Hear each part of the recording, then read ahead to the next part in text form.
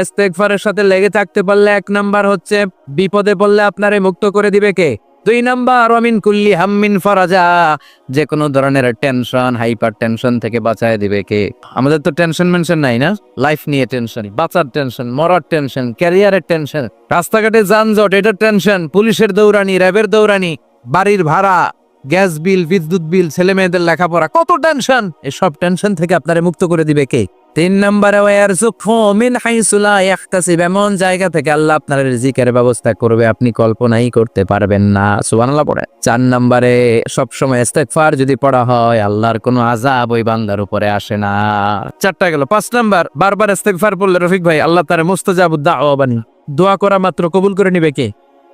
মুস্তাজাবুদ দাওয়া বুঝুন তো, মানে যিনি হাত তুলতে দেরি কবুল হতে দেরি হয় না। বারবার বারবার ইস্তেগফার পড়ে দেখেন যে আপনার দোয়া কেমনে কবুল হয়।